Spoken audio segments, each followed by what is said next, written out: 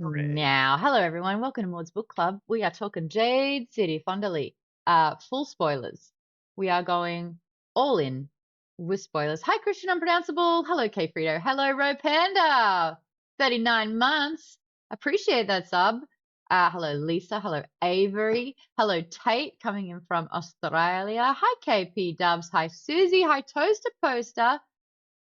Hi, chat. Academics here as well. Listen, we're going to be talking about a book that most people are giving about a 3. And I'll tell you what, I don't really want to talk about this book for 2 hours, but let's get stuck into it. Because this is full spoiler discussions, we are talking about the entire book. We finished the book. The first thing that I ask everyone is book good? Is book good? Tim's shaking his head no. Tim's saying, oh, no, no, no. Book is meh, says Terry. I'm really fascinated, and we'll get to the bottom of it because I went online and I looked into why this book is well received. Because I went on Goodreads and it's something like 45,000 reviewers, and it's like over 4.06 or something. It's over 4 stars with a lot of reviews. I could be getting that wrong if someone wants to double check me, a little fact check happening. But what I got from it, a lot of people read it. A lot of people loved it. And I was like, ooh, that is a prime contender for a Maud's Book Club book. If it's very well received, it's won awards. It sounded really cool. Why is this book not resonating with us?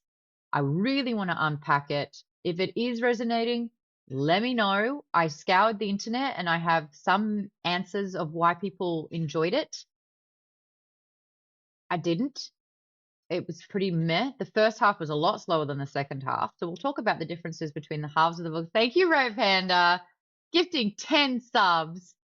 A lot of weird names that I don't feel like pronouncing, except Handsome Heimdall. I will single you out. And Christy, I can say that in one go. I will single you out. But Lazarus Hyde, that was annoying. I tried to read it. An attempt was made, but hey, if you got gifted a sub thanks to Ropanda, make sure you say thank you, Ropanda. Such weird names. Mike sounds different. Better be the Yeti. Let's have a little sneaky piggy. Yep, because it's been disabled. And I I think. think, Hello? hello, Is is that that better? better? Oh, it's because we've got outputs. Two outputs of audio. Is that one better now? I think I fixed it. Does that sound better?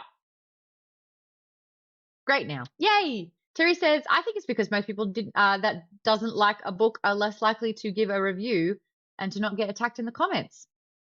I don't know. You know, the internet, hate does well. Outrage is contagious. A bit channeled point. Oh, yeah, I forgot to turn them on. There's 2 separate things I've got to click for that to work. And so now, why aren't you opening? I double click. Toaster said, it took me a while for me to realize that the family was the main character. Yep. How did it take a while? It was from everyone's points of view in the family. Maybe look at the mic volume as well. We're on a roll. I'll look at the mic volume as well. That's the lowest it's ever been. Oh, wait, that's the sound. That's pretty low still. It was at 58 for no reason at all. Firebot is slowly starting to load. Academic says, yeah, it's the family and Barrow. Barrow looks like it rhymes with hero, and he's anything but. I don't think the channel points work. The Firebot is slowly opening up. I double clicked it. It said it was loading. It doesn't look like it has loaded. No, it's still loading. It's saying, here we go. It's taking his sweet ass time though. That's probably because you're. He has to go through what all the stuff you're doing right now, streaming through 2 different platforms. Your computer's working. And now it has disconnected from my Twitch. Why does it do? I don't know. I don't. There's no good reason behind it. I don't know where to fix it. Firebot, you're on my shit list. It's a long list too. Why can't we make it easy for people to make changes and adjustments and connections? No. Firebot. Firebot. Firebot. Connected 5 months ago. Do I want to disconnect? No. But it's not connecting. Atom Vision, Atom Vision, Atom.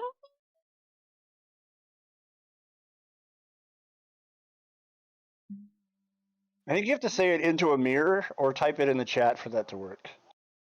There he is. It worked. Jesus Christ. Nice. What the It's in the hell? chat. It's amazing. Hey, Adam. Hi, Adam Wild. Vision. That's freaking wild. So weird. It's just- so weird. Like, I can summon him. Firebot has disconnected and I've got no idea how to reconnect it to my Twitch. What part of it do I connect it? Streaming tools? Content? No, it's like bits. It's the bits stuff. Alerts?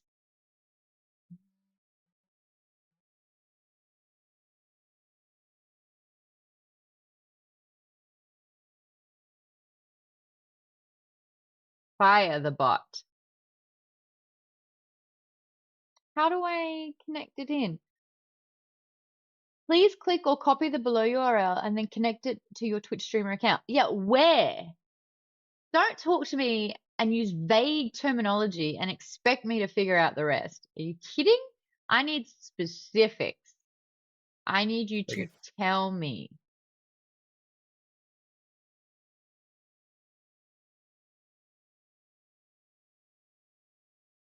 It's ops, or what are you using now? Using stream something?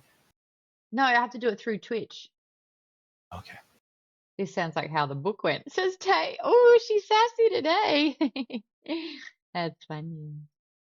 Video Adam Vision sends his regards. Oh, there he is. He's in the chat. Hi, Adam Vision. Where Hello. where I love this. Sorry to bother you. I'm just trying to stream. Hey, Adam. So Firebot wants me to put in a code. Oh, I have to click that to verify. I found it. Okay. So was it just my aura that resolved this for you? Yeah. Of course. I feel Does like it piss you off that that's the case? no, it means that I'm more codependent on you than ever. Yeah, I mean, you know the options, Maude. What are the options? Move to You Canada? can move to Canada. I knew it. To be fair, you should probably do that anyways. To I'd be say fair, at this point we've discussed this too many times. to be fair, by the end of the year, I might be booted out of this country anyway. Also true. Okay, so it is working. I don't know. Can someone bloop, bloop, What do you need? just to do a sound alert? Like this? Is that a sound alert? Hello, what have we here? No, that's the one in. Is that one? I'm not hearing any. No, like bit sound alerts and stuff in the Twitch stream. So what you're saying is I just got ripped off. Yeah. I tried to redeem nice of you to drop by. Nice of you to drop by. It didn't So what make does any Firebot sound. show? Activity. The chat feed will enable once a connection to chat has been made. Okay. Connection. Oh, okay, because it updated, I assume. Oh, I have to turn it on. Okay. Hold on. Here, baby. There you go. It's been turned on. Okay. That's a joke. Lisa Works got for it. some people, I guess. At this stage, that's all I've got. That's some of my best work right there. Jesus. Okay, let me try again. Okay, let's confirm it works. Nice of you guys to drop by. That was me. I did that one. So did it work? Yeah. Okay, so I You had did great. absolutely nothing. No, it was your encouragement, and it was Okay. showing up. Moral Everyone support. else- Well, I'll send the Also, invoice. also, hmm it was 10 minutes we didn't have to talk about the book. Oof. Oh, it's one of those weeks, is it? Well, all It I was can one of say. those books, Adam. Listen, all I can say. Adam Vision sends his regards. Love it. Love it. And with that, vamos, sans wabish. Fantastic. Oof, no more Adam. I wonder if it's because I added some new bits, and I wonder if there's like the same amount and there's double ups. Well, that's not today's problem. Thank That works. Okay, it's working. It's working. File. Those are, but then the sound alerts that are like, if you scroll down your Twitch page, those ones are not the ones that are like the multi-pass and I don't like sand. They are. Thanks there. I don't. Green froze. So, You like kicking over antbills. if you want to talk about more non-book stuff, did you want to add any of those? So this is just the first of what will be many, many sidetracks for this train. What was your This is question, really the Aiden? tech stream. Oh, did you want to add any more of those quotes from the game stream? Your evil quotes? Yes. Those, Adam. So all those three, they were funny. Okay. We'll add all three. I need to add in that round. Seb did an amazing job editing. I played the best game of Marvel Rivals I've ever played. It was something like 39-0. Yeah, And it was absurd. my face by the end of it, I'd sort of lost the plot. I was there. Maude was the sweat that game. It felt fantastic. I felt like and I was Scarlet Witch. Oh, It's a god. thank you, STS 7 minutes ago, by the way. 56 months says, Happy Easter, folks. Least it is for me. I'm off work till Tuesday. Woohoo! Is anyone doing anything fun to celebrate a holiday? I'm driving back to my folks' place to barbecue over the weekend. Barbecue! I'm probably going to end up having to cook. I'm going to my brother, spending time with family. That'll be Well, hey. lovely. Family time is holidays for sure. They're usually kind of, go one and the same. I just was FaceTiming my mum and dad said his holiday started today as well. And he's like, my shoulder's really sore. And I'm like, Easter, checks out. I'm working tomorrow. Oh, that's no fun. Overtime, double time. Double time, Money. watch out. Avery's working. And then you get off work 2 celebrating my hours birthday early. on Sunday. Oh, birthday Sunday. How many birthdays have we shared already, Terry? I feel like this is like number. Well, how many months am I in this? I'm on 55 months, so almost 6 years. There you go. But that's just on my channel. Just on Twitch, yeah. Yeah. But I mean, Then I guess. if you add Alpha Book Club, that 2 more years. Yeah. Dude, I remember when you were in your 30s. That's 4 years ago. Yeah. That's okay, I still Maude. remember. Terry remembers when you were 19. Yeah. That's a little young. We need to, in the realm of possibility, is where we try to keep that fiction. Well, if it's been 6 years. Yeah. Well, I saw Maude before she was on SourceFed. What was it on? Just Makuga show. Oh, yeah, that was funny. Okay, fun. We all love fantasy, right? Yeah, I wish this book had more of it. Okay, so we're going to go around. If you're in the comments, rate the book out of 5. What are we feeling for Jade City by Fonda Lee? Who would like to go first? Good to see you, Ro, by the way. Academic, your hand is up. All right. So I give it a 2 out of 5. A lot of telling, not a lot of showing. I don't think you've ever given a book under like 4 since you've joined the club. I'm sorry. Yeah, it's rough. It's rough. I'm sorry. Okay. Oh gosh, I'm reading out the scores. Terry, you said 2.5 out of 5. Jay Buntrock said 2 out of 5. Katie says 2 out of 5. KB Dub says, look, I haven't finished it, but for what I did read, 2.5 out of 5. Aiden says 2.5 out of 5. What I do want to talk to, I want to talk to you, Colleen. You gave it a 4. Zelda farted. Did you not like the book either, Sweets? Ooh. Colleen, are you here? Yeah, yeah. I actually didn't have a problem with it, but then I wasn't thinking of it necessarily as a fantasy book. Um, I was really into the family dynamics, Yes. and I didn't have a problem with the names. I was telling everybody in the pre-chat that my oldest son has used so many different names depending on different times in his life. I mean, he's been known as Robbie, as Lokio, Loki, Mhm. Loke.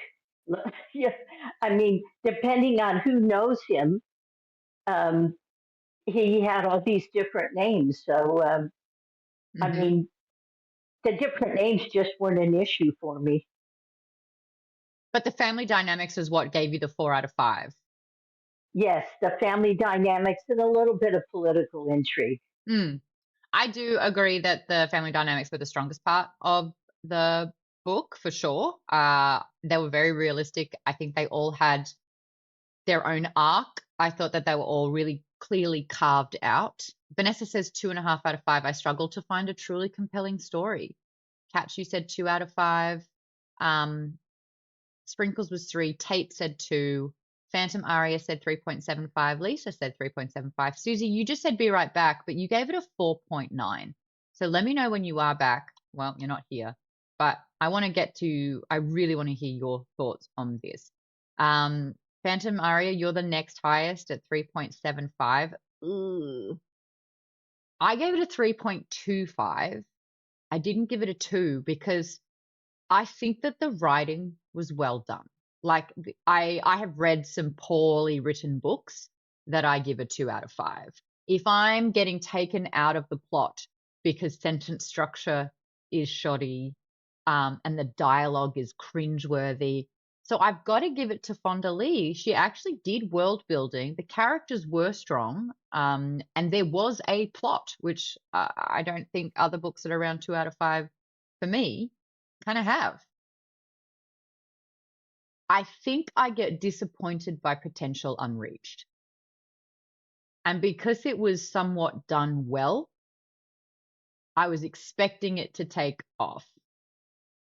And it never quite did. Now, notoriously online, I'm reading that people struggled with at least the first 5 chapters and felt that that was quite slow, even though I think chapter 1 was quite good. The points of views bogged people down. The world was the best built character, says Academic. Catch says, are you saying that this book failed successfully? Yeah. Well, yes, I am. I'm saying this book has successfully failed. Yes. For those that have given it a 2 to a 3.5 out of 5, who would like to share their thoughts? Oh, KPW, you gifted a sub to Suze. That's so sweet. I'm seeing Jimmy's hand up. I think I saw Tim's hand up next. Yep. Okay, so like I said before, 3.5. Like Colleen said before, the strongest part about this book is the family dynamics. Like I wasn't really invested in the magic. I wasn't invested in anything else, really. I was saying in the Discord, I think this book would have been better if it were short stories. This way it wouldn't be so drawn out and with such exposition and whatnot. Like it could work better that way. But again, I'm not a writer. I'm just giving you my opinion. Yeah, so that's pretty much the gist of it. Tim, what did you think? Because you read it. Well, I tried to read it. I didn't finish it. Yeah. I legitimately I wanted to finish it. It was just every time I was like, I'd pick up the book and I'd go to read it and I'd read like 2 pages and then I'd be falling asleep and I'd put it down and do literally anything else. I just couldn't stick. Yeah. It couldn't stick. And so I gave it a 2 for that reason alone. I wanted to finish it. It really sounded interesting when we pitched it. I was super into it. I know, same. I was like, this is going to be my next 5-star. I kind of was like, maybe it's just the fantasy genre is not my bag. Because I mean, you do The love last- nonfiction. Well, no, yeah, but like I also love my sci-fi. Yeah. It's just like if you think about the last few fantasy novels, I've either had zero interest in because they were romantasy, and I just know that that's not my thing. Or, you know, I tried Wave Kings and didn't finish it. I tried Fairy Tale and didn't finish it. I tried this and didn't finish it. So maybe it's just fantasy's not my genre, and I know that now, so I can kind of bow out. Because I think the last fantasy novel we did that I actually enjoyed was probably Poppy War. Which you would have thought had similar-esque feelings with the writing. In fact, I wish this book kind of borrowed from Poppy War a little bit more. I just think an academy setup is the best way to share exposition to an uninformed audience. Well, and this had the academy, but it was like barely there. So I mean, I don't know. I agree with you that I think Fonda Lee wrote very well. Like the way that the book was written was very good. It's just there was nothing compelling in it for me personally. I hear that. Can I just share a really LA story to the point where I'm going to apologize for it, but I can't help but share it. Did you get a text message from someone famous? Yeah. Are you name dropping on us now? Okay. Yeah. I forgot to get back to Freddie Prinze Jr. about game night on Saturday. Good job. He's like, I left him on red. And he called me out for it. Yeah, so I just have to quickly get back and say that yes, I can do board games. Do you want to pick up that name you just dropped though? No, it looks good down there. Jeff's here. Where's happy birthday? Okay, everyone, you know what to do. Unmute immediately. On the count of 3, we are going to sing Jeff the worst birthday song in his life. I have experienced it firsthand. It is Dog's Breakfast. Are we ready? 1, 2, 3. Happy birthday to you. Happy birthday to you. Happy birthday, dear Jeff. Happy birthday to you. And many more. Oh, nice, James. That I have a little question. cherry. Are we gonna have a live stream on Sunday just to do this for Terry and no other reason? He's Monday. No. Technically, my birthday is Monday. Oh, we might have to. We might have to. Or we get one in an hour's And I work time. Monday. Because we cannot sing happy birthday within the same hour. I feel like that's unfair and it's too much. Like I barely tolerated that one. How was it, Jeff? Did you enjoy your birthday song? He's just violently throwing up from the Oh, he's just so impressed. the He's assault. stunned to silence. He's actually left the room. We took his scared him headset off. Scared him off. He's not home. Like his cat's crawling on the keyboard and like logged him in. I'd love to see He's at I'd the love bar to see right the now. number of followers that Maude just lost for that. I keep screwing up for stream Hey, for new followers. if you join the community and the members plus perk, you too could have your day ruined with our song. You lucky things. Jeff, I'm not sure why your mic's not working because you're technically not on mute, but would love to hear from you. Jay Budrock, thank you for 10 gifted subs. Apostle got one. Xavier Woodshow got one. And that's where I give up. Katie Brush got one.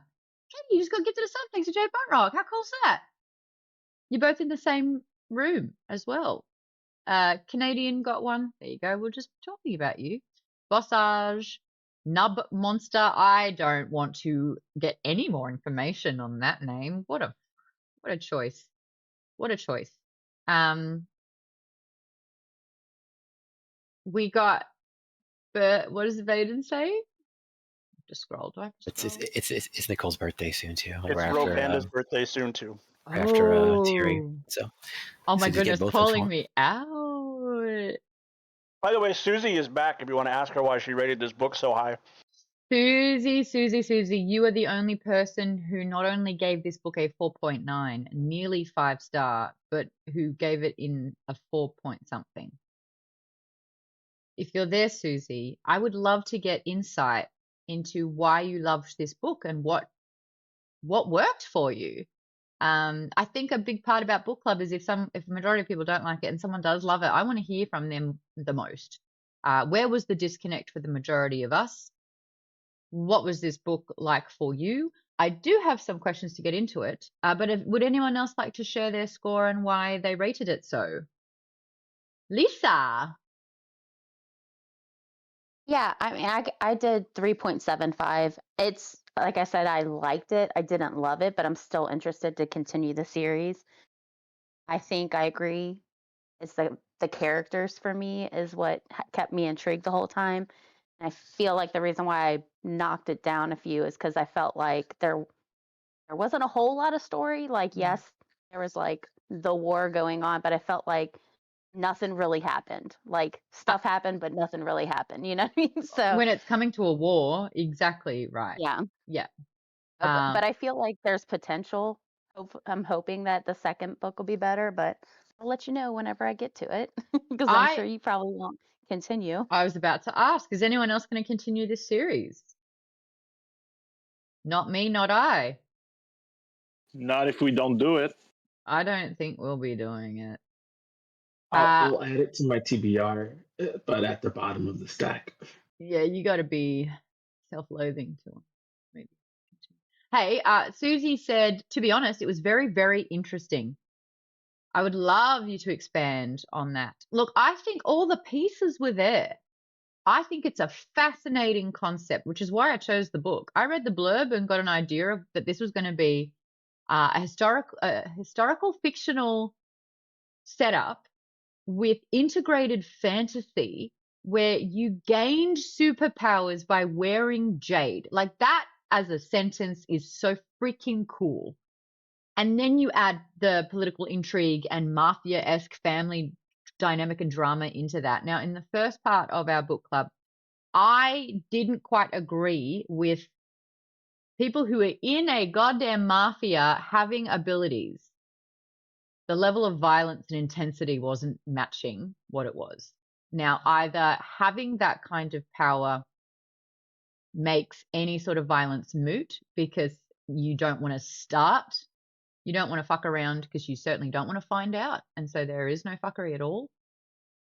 I just thought that, and who was it? Toaster Poster, I believe, earlier said, the book came out when Game of Thrones was still airing. I wonder if Jade City was a less intense alternative to Game of Thrones. They both have political maneuvering and power struggles. But Game of Thrones had a realistic shock value of a place that was actually warring and fighting for power and goddamn dragons. Like, what happens when you have access to abilities or to war or to a power dynamic and a power struggle is brutality. And I'm not saying I wanted a brutal book. I'm just saying logically, if you are running a mafia and you wear jade, which gives you access to powers, the powers would have a lot more emphasis in the story. Yes, Vaden? Just like to me, one thing that helped me a lot is like Mistborn does this really well. It's like you have powers, right? They come from the metals that they ingest, but the powers are separated into individual things. In this book, you had powers that they had different disciples and their disciplines, and those were the other 6 ones that they described. But like, it didn't really matter which one you studied. Like, you get good at them, I guess, at all. But like, if people were like more like focused on a specific role, or like it would individualize them more, make like this person's the master of this thing, this person's it would make them special. And so otherwise I felt like everyone's good at Jade Everything. stuff. Okay. Yeah. And it's like, it didn't really make them feel special. It didn't make them feel like, I don't know. I think that would have helped a lot. I absolutely agree, because what you're now entering is a power struggle, a power balance, right? So the fifths are your pewter. Yeah. You have access to strength and you gain more strength. And then that would mean your lanterns and your weatherman have access to jade in a different way. And let's say the way that they could tap into jade meant that role was more suitable for them as well. So when you wipe out all the fingers and then the fist, your power balance falls, like it's your house of cards. And I think that would have been more interesting. I also think that if you're introducing a power, or if you're introducing any sort of enhancement, what's really important for the non-ability reader And my favorite part about introducing powers is the learning of the ability. And I've said it before, Andon as a character who's currently in school learning how to use the 6 disciplines, we did not get access to that in a way that I think would have been really great for storytelling. There Yeah, he that would be is.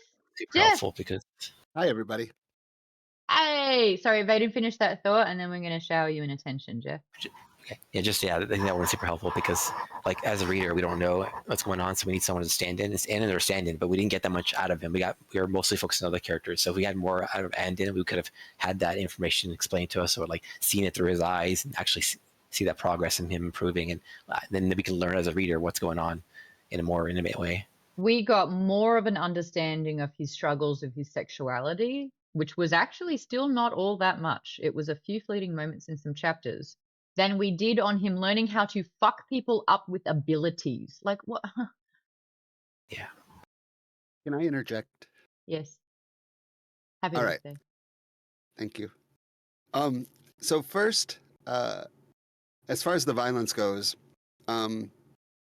to harken back to something we talked about a little bit last week, it's very much The Godfather, right? So there's a code of honor, or in this book, it's called Aisho, A-I-S-H-O.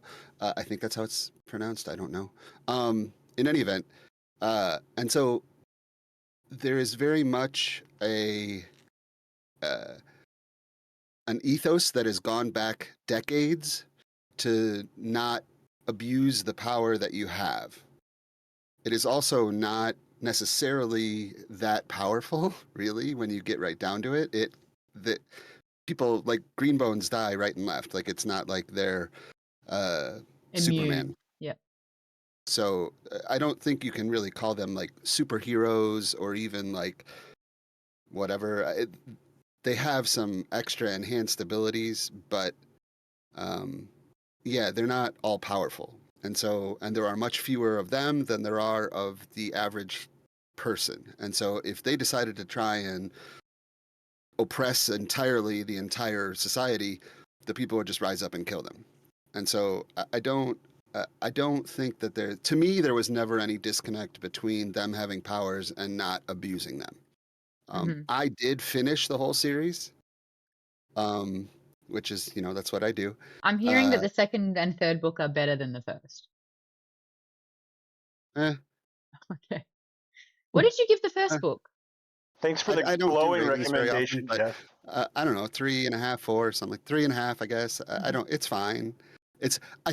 My opinion is she oversold it. She called it, like, I was reading a Reddit Ask Me Anything kind of thing with her, and she called it epic fantasy. And I think that's where you lose me, right? Like, when you tell me it's epic fantasy or even fantasy, I'm expecting something more, right? I'm expecting fantasy. And this is not that. And so for me, like, part of what dragged my rating down was simply expectations. Like, Overpromise, underdeliver. Yeah. Right. Well, I don't know about under-deliver, but like side deliver. Like, I ordered a pepperoni pizza and I got a pineapple pizza. Okay, so how dare you? That's disgusting. Dare you use that analogy? Because I'm going to fundamentally disagree. You got upgraded. You got upgraded, sir. No, It's more like you got a half pepperoni, half mushroom pizza. No, I get it. I get what you're saying. Like, it's a pizza, but it's not the pizza you wanted. Like, it's fine in certain contexts, but it's not the pizza you ordered. Right. Had I been told this was a crime drama and this was like, think of The Godfather when you're reading this, then I would have friggin' loved this book. But I was told it was a fantasy book, and it's just not. I might order a pizza. For game night? Yum, yum, yum, yum, yum. I had pizza yesterday. I'm going to get pineapple pizza just to make a point. I think I am absolutely projecting what I want to read. If you are selling this as a fantasy book where it has, hey, you put Jade on, you unlock superpowers, great.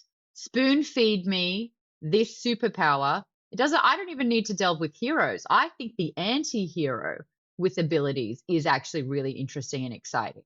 I think that if you had sort of restrictions on it, so yes, that code of honor, I understand it, but they can only use it, like, if you're stone-eyed or if you're normal, like you can't be touched. You're not allowed to sort of abuse that power, and you must protect the majority. So it's only those that have been trained that are able to kind of like delve in powers like that. And it's, you know, you don't want anyone to die because then that power balance, you know, becomes an issue. So if you do eradicate 3 of them, then, you know, and that's kind of what happened at the end of the book. But if there was more emphasis on it, I wanted to be put in Andon's shoes more than anyone, so that I could go into the academy and really understand, when do you use steel? How and where do you use deflection? In what way are the 3 others, which I can't name, and what moments are those? So when it's like a video game thing, right? Now you have an option of 5 abilities and you're placed into the world. When do you use the perfect ability at the right time? And that would be interesting within the storytelling, I think. And that's just because I like video games. Maude wants to read The Will of the Many so badly and is asking this book to deliver. Yes, we will be reading Will of the Many. So ding. Catch, thank you for the 5 gifted subs. Free Flyer got one. Morn 80 got one. Pepsi got one. 10 points for the Ute. I like that name. And got a gifted sub. If I read your name or attempted to read your name, because I'm giving up on some of these names, you could have been anything, and you chose a name that is hard for me to say under pressure in one attempt. So I don't do it. Welcome. Morn 80. I was going to say there's a name I used to see all the time in the chat. It says, you caught me. Thanks for the gifty. How are you, Morn? Lovely to see you here. I fear more disappointment with Will of the Many. Oh, okay. Colleen said, look, I went into this book blind, and that probably helped. Yes. Oh, you know what? If there was a graph of did you go in with expectations and did you go in without any, we would see a scale that would incline, I believe. Okay, I'm not going to keep harping on about the fact that A, pineapple belongs on pizza, and B, that I wish there was more of an emphasis on powers, learning the powers, when to use the powers, why powers are important. The fact that it is taking a very back seat is a really quick way to cause me to lose interest. But let's talk about the end of the book, because it all kind of does come to a head a little bit. Avery says, I actually went into it after listening to this chat last week, so I had a decent idea of what I was getting into. Now, I know you fell behind in your reading now, but did your score change at all, or where is it currently at? I'm sitting between 3.5 and 4 currently. There are things that I really enjoy, but it's not like super exciting for me, but it's good enough that I do at least want to finish reading this book, and then we'll see how I feel if I want to finish the series or not. Snores says that Andon there's a lot more Andon in the next couple of books. Jay Buntrock is obliterating that theory. I came into it with no expectations, and I didn't like it. I was kind of also talking about the fact that the Members Plus diversity, and I was wondering if anyone was able to sort of relate to this book, and was there a disconnect because some of us haven't had a lived experience with the culture of this book. James, you were sort of saying that you're probably able to relate to this more than anyone else in the group discussion. Was there an appeal, or were there things that felt like it connected you, or did you still experience a disconnect with the story and the themes through culture? Culture-wise, no, because she keeps it pretty vague. I don't think she went too deep into trying to enthrall actual culture. She kept it in her world, but I did notice that she would throw in Asian foods like the crispy balls every once in a while when they're eating, just to kind of remind her, hey, you're in this world with these Asian characters. But otherwise, it just seemed very vague to me. It wasn't anything too specific. I love that food is like usually there's an emphasis. Food is almost a character, especially in a Miyazaki film. Like when you are cooking in those movies, I am salivating. I don't even care if I would eat it in real life or not. It looks so good in film, in animation. Nick said this book focused a lot on characters at the expense of containing more of the action. We spent a lot of time in the characters' heads dealing with their internal struggles, and then a lot of the war happened off screen. I still enjoyed it, but this definitely stood out to me as something that I didn't like. Nick, you were one of the few really championing this book. I think you gave it a 4.5, if I'm not mistaken. Talk me through what you did like about this book. Yeah, I was really loving it in the first half, and last week when we had our chat, I kind of liked that it was like more crime thriller Godfather-esque with like fantasy elements to the side, and I enjoyed how she gave us little bits of world building and information piece by piece as we needed it. And then like the second half, I still enjoyed it, but I felt like I was noticing that like we were spending so much time with the characters and like them thinking and dealing with their struggles internally, and it kind of turned into more of a character-driven novel, and like I liked that, but I think it played out to the detriment of like the action. Yeah, I think it hurt it, especially in the back half. So I think they could have, I don't know. I think a lot of the stuff happened off screen that would have been interesting. Like, I hate to say like maybe if we followed another character, but if we followed one of the mites, like fighting the war day to day, and like would have gotten some of that as well, it could have helped. The tension, feeling like your life is constantly. Yeah. So I'm like sitting at like 4.25, 4.5, but I do want to continue the series. Definitely. Okay, that's good. Not with us though. Sorry, bud. Academic, Yeah, you said figured. you want to completely restructure how we do this book. How so? I'd split it up into two parts, and then for each part, we follow characters. The way that we follow characters is from the moment that they're introduced in the normal story all the way up to the climactic part of each part. So we sort of see a through line of each of their thoughts and motivations, and they're sort of combined at this climactic part. So the first part would be all the way up into Lan's death, spoiler alert, and then the second part would be the end of the book. And then so we see all of these storylines converging, and then boom, like climax, and we can actually focus in on all of their motivations and everything. I like that idea. Yeah. Because you've Let's got do a it. culmination, right? You've got a culmination, and everyone's involvement is vastly different. I will say Lon's death was somewhat anticlimactic because even though it did trigger the start of the war, Andon knew the truth and he was silenced. And I feel like it cheapened Lon's life by him not, I don't know, it's an interesting point of view because in one way, I was reading this online because I wanted other people's perspectives on this, and someone said, and I believe that they were Asian, and so they had more of a understanding over this culture portion. The allegory between wearing too much jade to the point that it kills you, to being worked too hard for the sake of family and honor, really resonated with the reader. And I thought after reading that actually was well done. The fact that you don't have a choice. There is family, there is honor, there is tradition, and you need to do the thing even if it kills you. And then how his death was handled as well, where he was buried with his jade, and it was the thing that killed him. But Shay trying to get out of the business and being pulled back in, and then actually recognizing she is quite brilliant, and it's important.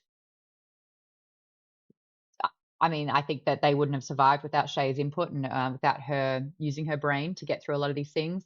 I don't know. I think academic, I really like your idea. It's like there's three sort of stories simultaneously happening and it all comes to a head. And I think that would have put a lot more emphasis on Lon's dead and it would have felt more preventable. And it's like, if only these things were tweaked or changed a little bit, then it could have been so different. And then that actually builds into the tragedy of his life being lost. I don't think the tragedy of it hit in as much as it could have. And then you just roll with the punches, figuratively, literally, from that moment after. And there's no real time for grief, and everyone's handling it quite differently. But, you know, Hilo is essentially finding out the truth and ignoring it because that's the catalyst that he needs to start the war. We've got a first time chatter in here. Sunny London says, nope, Sunny La London says, interesting, always looking for a good book. Welcome to Maude's Book Club. We do sci-fi fantasy. This is not our best received book. If you want book recs, top shelf. Top shelf. Anything here. This book is not there.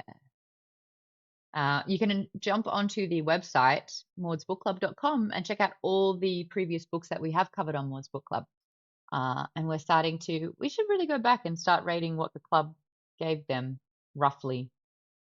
But welcome. Lovely to have you here. Nick says, I love the way how different people wear Jade was explored. Lan was killed by using too much. Shay rejected it, and it was drugged back in using it. Andon trained to use it and then uses it once and is scared of how powerful he became and rejects it all. Well, what was already interesting is Andon's self-fulfilling prophecy. Andon's mum died in a very brutal way, and he witnessed it. And he saw something he, like a 10-year-old, 11-year-old boy should never have to see. And that was the horrible effects of overuse of Jade and not being able to tolerate it. He has always had that lingering in the back of his mind. Even when he was training at the academy, it was always there. I can't wear too much Jade. If I do this, it will kill me. I'm not sure I want to do this. Which is why I think I understand Hilo's reaction at the end when Andon eventually rejects the Jade. He doesn't want to do it because he knows that as soon as he puts it on, he's had a taste. And let's use the analogy with drugs, how it can be quite addicting, how it's a slippery slope, and you know your tolerance levels. And Andon is saying this is only going to end in disaster. For Hilo to take that personally and like that it's a direct sign of dishonor didn't really land for me. We've seen so many demonstrations of Hilo being able to kind of step in someone else's shoes, understand a person and their reason behind it.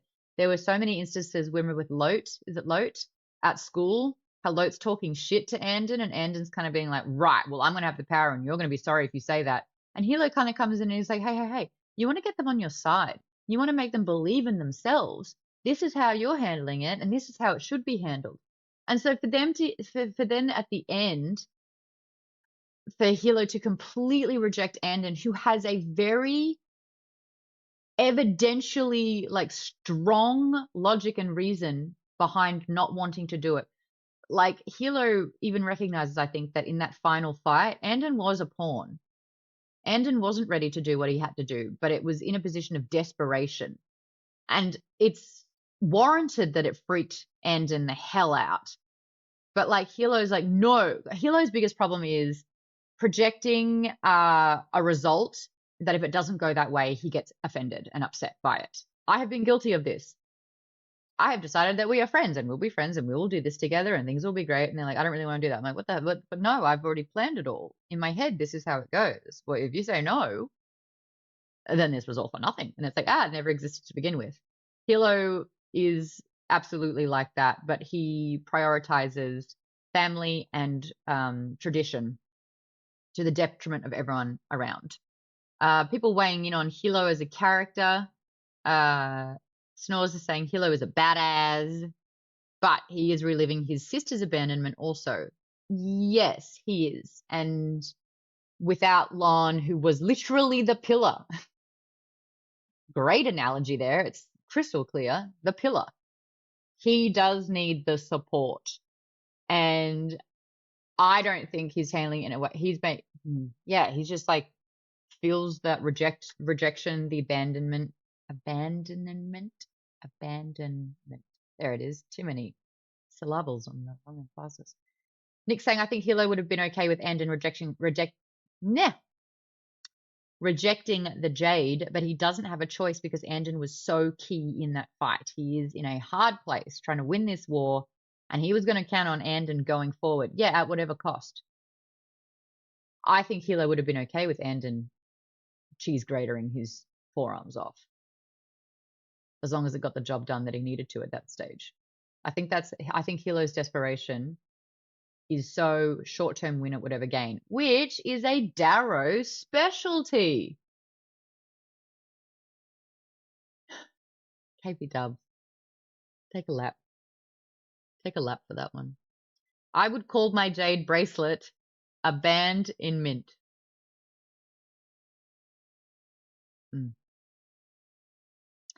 Nick says, I also think Hilo is probably jealous that Andon gets to make that choice to not fight when Hilo doesn't have that choice. No, Hilo nearly died. Hilo nearly lost everything. He's already lost his brother. He at one stage lost his sister. He's in it for life. You're right. You're right. And I kind of understand where Hilo's coming. He's like, your family. This is what we do. We don't have a choice. What makes you think you have a choice? Skullcleaver. Hey, Nox. How are ya? Thank you so much for 44 months total with your subs. I appreciate that.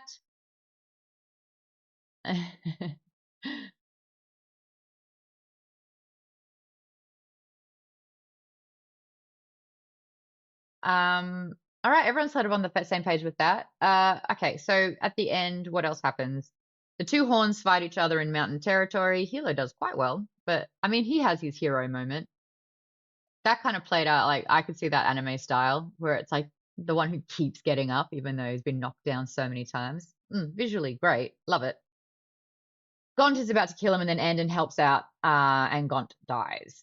Andon wakes up from a coma. He attends his graduation ceremony, refuses to wear Jade because he doesn't want to be a green bone, and Hilo is not happy. Andon runs off to sit by Lan's grave. Barrow visits the grave and digs up the Jade that's been buried with Lan. James, you think Barrow is the best character out of them all. What is it about Barrow's potential that you're a big fan of? Because I think he's a little pest. Yeah, he's just, he's on there for what, like 20 pages. That was the time I was most interested, is when you bookended him. Start and end on Barrow. Yeah, and then he lucks into Lan's death, and he, when he finds the cachet of shine, and then he's gonna get the Jade at the end, maybe when he grave robs. It's a potential rags to riches story of this guy in a world of these Jade warriors, that he might find some power, but just being just a down on, having some good luck for a guy who's just basically a lowly street criminal. And I thought that was a pretty interesting storyline that could be pursued. Who's been trodden down his entire time, but somehow manages to luck into being the right place at the right time, or because you do see his disdain for the Jade, the green bones and stuff. He has that when he mentions it, then that he's the guy that gets credit for killing the I forget the term for the leader of the clan, but he gets Pillar. Pillar of the clan, and he looks into shine, so he has that drug and he can make money. I thought there's a lot of potential there. It's interesting, especially like to experience the downtrodden people who have had really, really bad luck. And because this is character first, we get to walk in his shoes. And it's interesting because you're kind of rooting for him because he needs this badly. But then when you're realizing he's facing up against Lon, you're like, oh no, I don't want this to be a good thing. Hearing him build his narrative and objective, where he's been tasked to do something very specific, but he reads more into it and he sees an opportunity, and his interpretation of it is like, oh no, they don't want me to shoot up the club. They want me to kill Lon. And he's right here. So I'm not going to do what I was supposed to do. I'm going to do what I think I should do. And he's often taking one step forward, which amounts to 3 steps back, like every time. And he thinks he's doing something good and he's reprimanded for it. So when he finally goes back and confesses, oh my gosh, it was me. I did it. I got to kill him. The response is met with, what the fuck have you done? Do you realize what you've done? And he's like, wouldn't you be proud of me? I did the right thing. I did exactly what you wanted me to do. And he's like, actually, you didn't do anything what I asked you to do. No. You wanted me to kill Lon. It's like, you don't understand. This is way bigger than you. So it's interesting seeing it from his point of view. I still don't like him. And I think who we're rooting for is important. Someone on Reddit said they're fundamentally, both sides are bad people. Like, this is mafia, this is gang lords, this is the Godfather. They're not good people. Did you feel coercion to side with No Peak when what they were doing is no better than the other person, the other side? Mountains and No Peaks. You don't completely agree with that, says Snores. All right, jump on. I'm going to eat some jelly bean. So I think, yes, they're mafia and yes, whatever, but also they're the freedom fighters that freed the country or led the people to free themselves from the occupation. They're the kind of historic, almost mythical gods in the story. But I'm trying to not fold in too much from future books. But they're neither one is necessarily bad. I mean, Aisho theoretically at least protects the people. Theoretically, it doesn't really, but it sort of does. In theory, it does. In a perfect world, it does. But so they're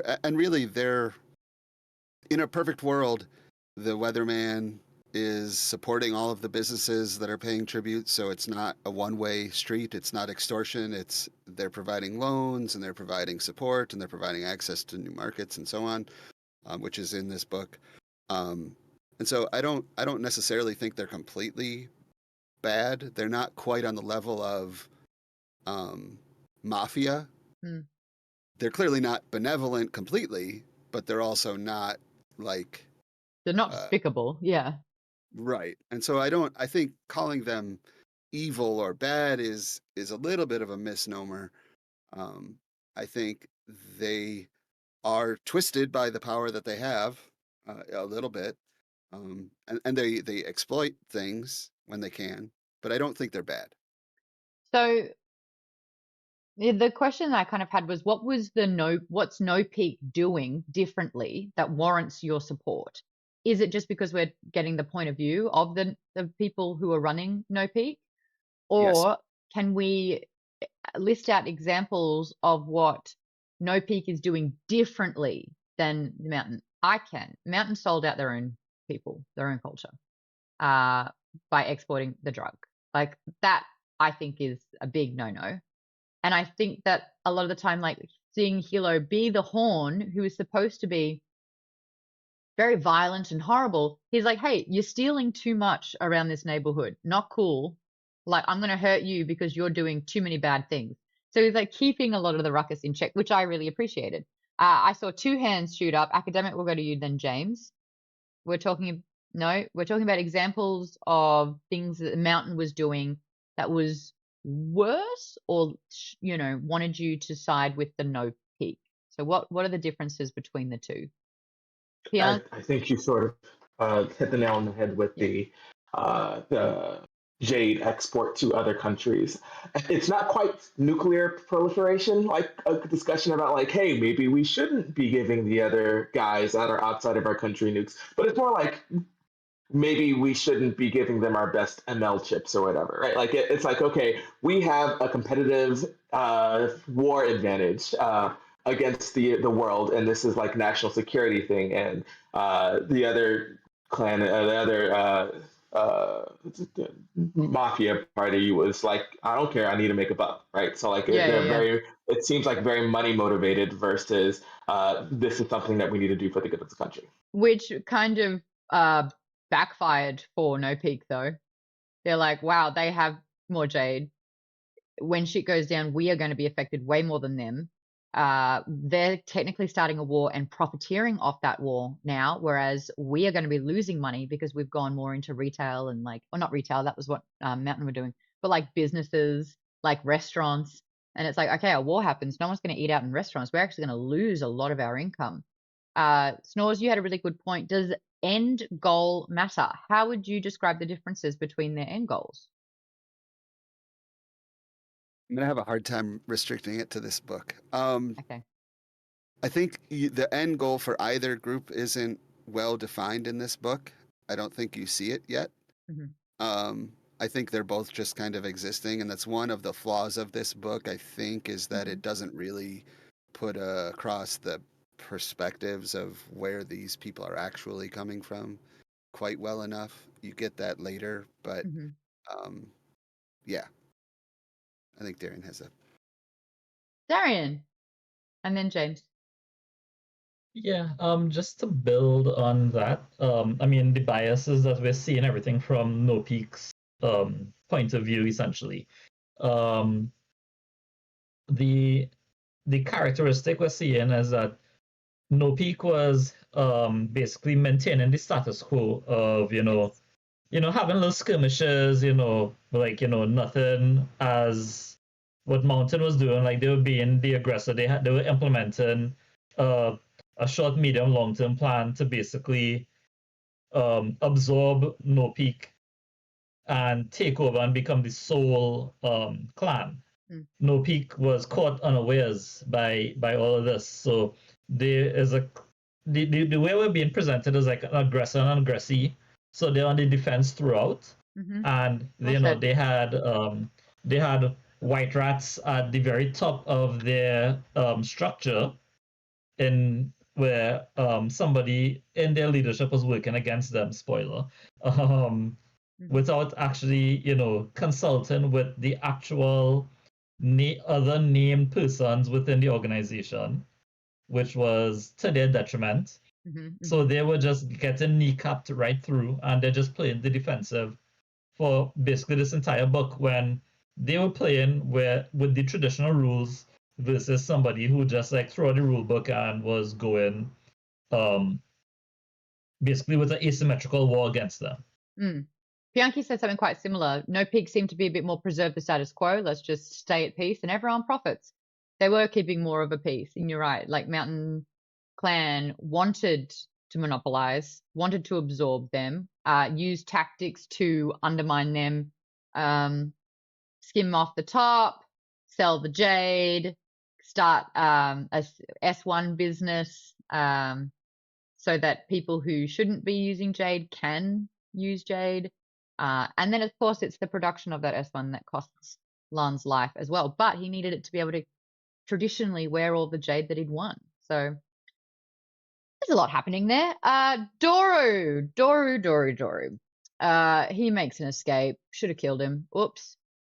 Bad saying that about an old man. I'm no better. There's blood on my hands. Now, he tries, and it irked me. I hated this part. The way he tries to explain his actions.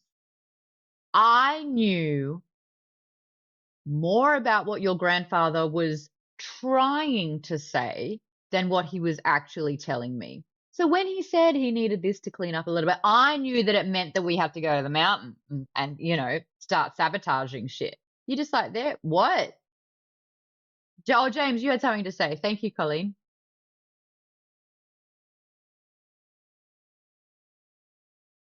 Yeah, just in terms of levels of who's bad, who's good. It was the beginning of the book is the Mountain that asks No Peak to go into a deal with them to distribute the shine, right? And No Peak was like, "We don't want no part of that. You guys do it, but we won't stop you." That's it. So We'll give you free reign. We just don't agree with it. And then I think when they're trying to recruit Shay to the Mountain, she actually says to them, "You guys have been dealing to gangsters." So there are gangsters in this world who are like possibly worse than who the clans are. So they're there. And there's also a monarchy. I think I wrote about this in Fable. I was like, I'm sorry, is it chapter 55 and we're learning that there are royals in this world building? Like there was mention of a prince. There was a mention of a monarch.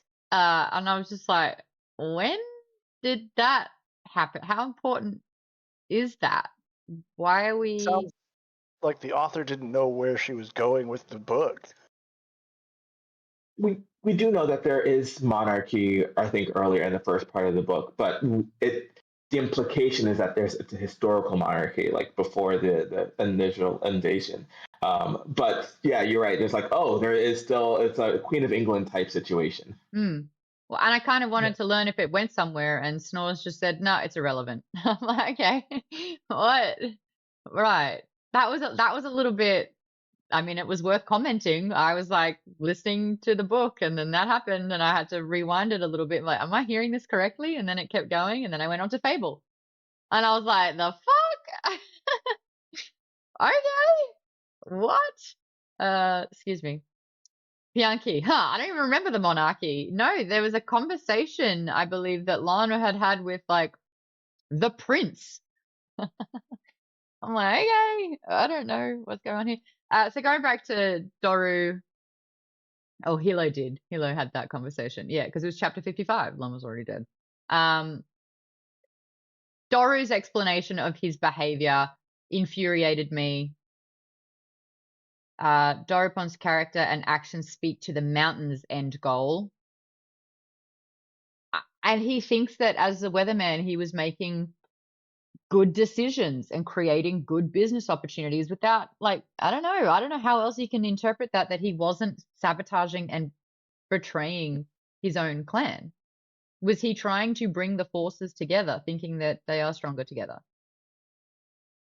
Yeah, he was essentially trying to weaken No Peak in certain areas while Maude is strengthened that area so they would fit perfectly together, but that's just like, theory. That's not going to happen in reality. Yeah, Doru's a sexual predator, so anything that he thinks he's trying to do well is immediately evil. Yeah, screw that guy. Yeah, I hate him. Unite them! He even says it in the book. Unite them. Yeah. Dorupon is Dalinar. You take that back. You take that back. I would much rather have Doru have oracle-based dreams that he's trying to piece together than what he actually did in this book. Feedback from female readers in the Reddit. Even though we're dealing with mafia and gangster and these sorts of things, a lot of women were quite relieved that this book didn't take it to more of a sexual debasing kind of structure with women in the book. And they also said that the book elevates completely once the emphasis is on more women. So the more we got Ait in the book, the more we understood sort of like the head of the mountain clan and what she's thinking and, how she's puppeteering things. The more we get of Shay when she steps up as weatherman, and we kind of start seeing how she's building her own white rat with Wen, who desperately wants to be involved, even though Hilo would never let her, but using her resources and her contacts externally to try and get the war funded when they didn't have said funds. Like, that's why I think the second half of the book was better than the first half of the book.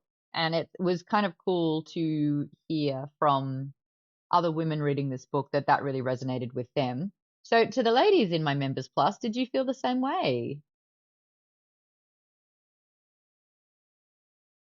Did you prefer the Shay chapters? Do you like Ait as a character? Yeah, I did notice, and I like the fact that the females in the book are like very grounded and have their Not own kind of hysterical. power. Uh-huh. Yeah, have their own kind of power and are probably more intelligent than the men. I like that. Yeah, I mean, Hilo's notoriously punch first, ask questions later. Yeah, so yeah, I did kind of like that, and I obviously with Daru, like there was some kind of sexualization of and abuse that happened, but I'm glad that it was like it was said, It was it was off done, page. and Mm-hmm. it was off page, and it wasn't something that was exploited. So yeah, I like that. Yeah. And that's also you can tell it was written by a woman and not a man. Mm-hmm. I know, because men sometimes be like, well, no, that's what would happen. And so we have to explain it and remind women how shit it is to be a woman sometimes, okay? Because this is how bad it is, and women are going to suffer. But this guy had his arms chopped off. So, bad things happen to the men as well, but we really need to kind of, George R.R. Martin was big on that. Woman, boobs. Or assaulted. Or we'll fuck their brother. Sick! Love that. Love that for us women. I love that that's what we've got out of this. Avery, you were saying that you're a big fan of Shay. Yeah, we got Arya. I really like, you know, her journey is very much kind of figuring out where she fits into all of this, which I really like.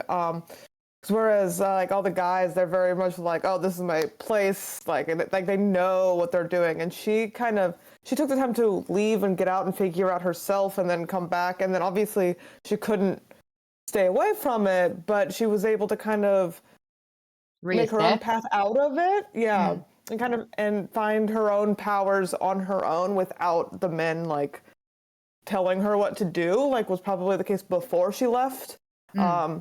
So it made her, when she did end up coming back, even though it was reluctantly, she was able to be more.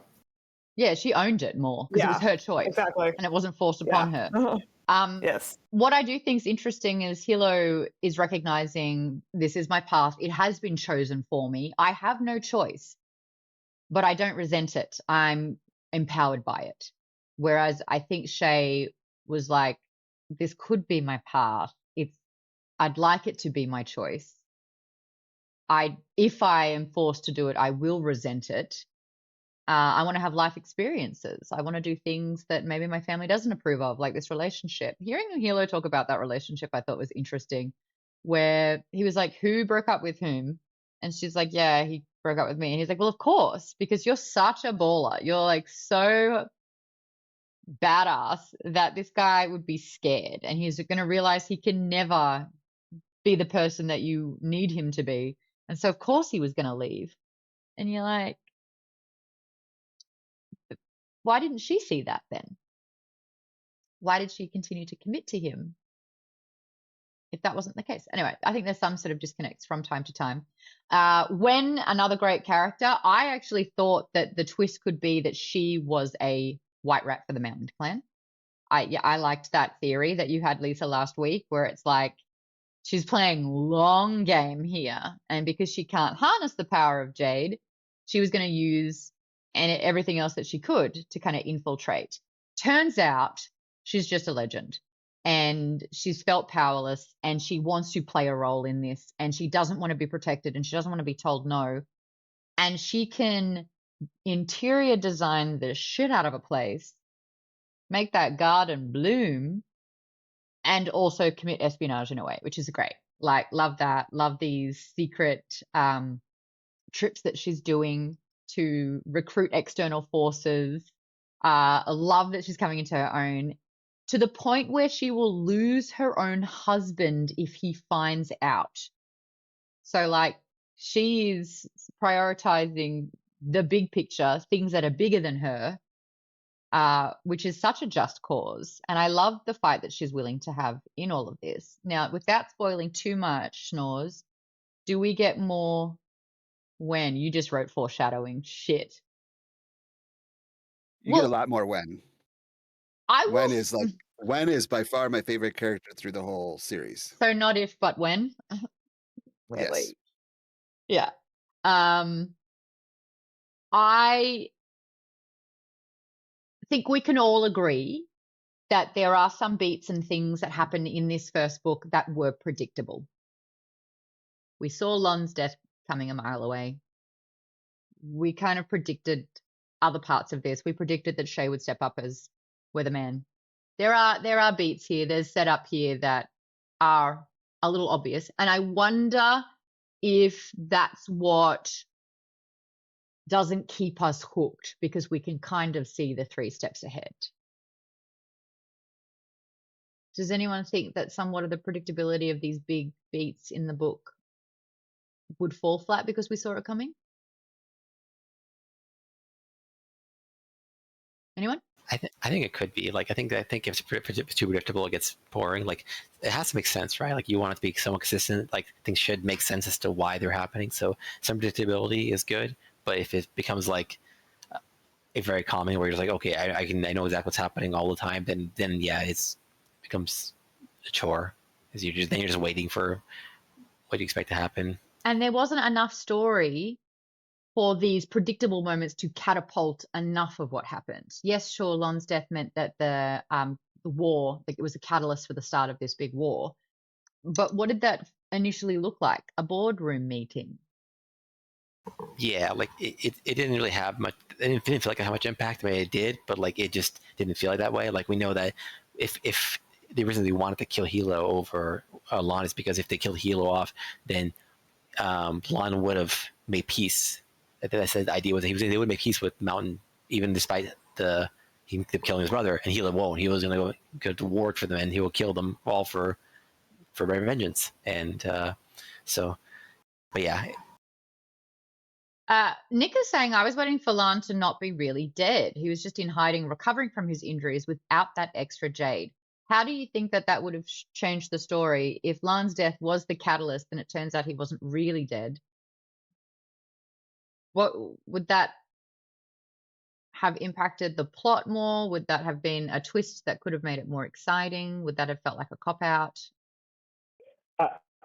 Yeah, that was my like original theory, that he was really dead, and like, because he said he's just like, I need a chance to just rest without this extra Jade so I can recover from my wounds or whatever. But he couldn't do that because he wouldn't be shown as strong and as a green bone. So like, that was my theory. But then as we went along, I'm glad the story didn't go in that direction, at least not yet. Who knows about the next book, because I think it would have cheapened things. Yeah. Like his death definitely pushed Hilo, like he had to become, the pillar, and it pushed Hilo's story in that direction, forced him out of his comfort zone. So we were able to see character growth within Hilo, and we wouldn't have gotten that with Lan. And so if he had come back and been like surprised, it would have kind of cheapened that. Mm-hmm. So I'm kind of glad it didn't happen. No, I agree with that. At least it wasn't fridging this time. That's nice. What did the second half of the book compared to the first half of the book? I think we can all agree the second half had more in it. Pacing was better, more was happening. Let's talk about the difference in violence, because the first half of the book we're like, why aren't their faces being obliterated? Why isn't this sort of like, my point of it was, if these people are capable of bad things and they have more power, then that means there would be, I would think, more violence. We finally, in the second half of the book, got a lot more. James, you and Ken need to sit in a room and get all of these puns out. What was I saying? Violence. Oh yeah, I was sort of anticipating some horrible, brutal things. I mean, the books that we've sort of covered before in this field is vicious, and there's a lot of tenseness because the powers are the forefront of the story.